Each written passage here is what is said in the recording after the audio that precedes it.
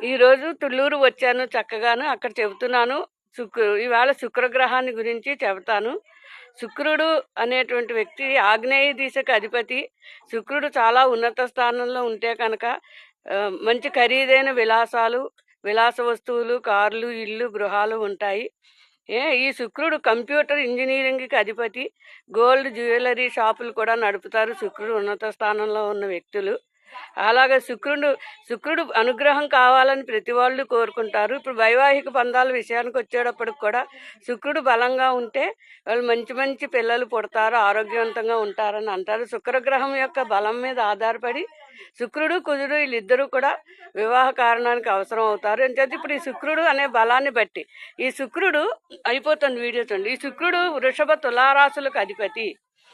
అయితే శుక్రుడు బ్రాహ్మణ కులానికి సంబంధించిన గ్రహం. శుక్రాచార్యుల వారికి ఒక కన్ను ఉండదు అని కూడా అంటారనమాట.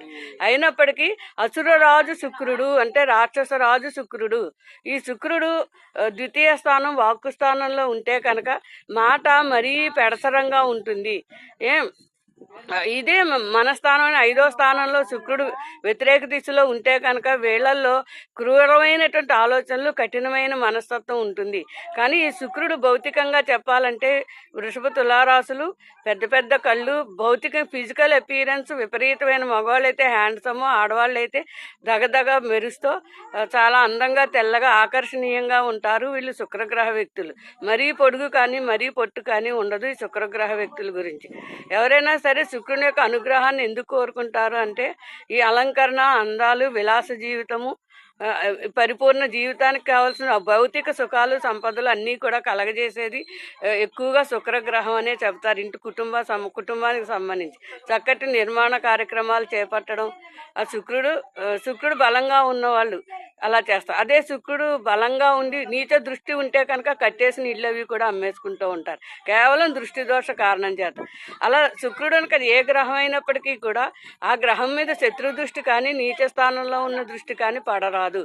అలా పడితే కనుక అక్కడ మనకి ఆ యొక్క స్థానాన్ని పాడు చేస్తుంది. సాధారణంగా గురుడు కుజుడు 2 గ్రహాలు చూడండి, శని, వీళ్ళకి 3 దృష్టిలు ఉంటాయి.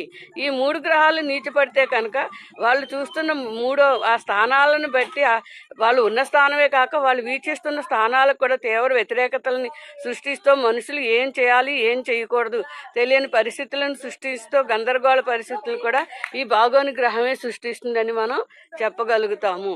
ఇవాళ వీడియో ఇంత అందంగా ఉంది, వీళ్ళందరూ ఇంట్రెస్ట్ చూపిస్తున్నారు. ఇక్కడ అరుగు మీద కూర్చొని చెప్పుకుంటున్నాము. అంచేత మా గ్రూప్ ఫోటో కూడా వీడియోలో తీసేస్తున్నాను ఇవాళ. ఇది కూడా చూద్దాం.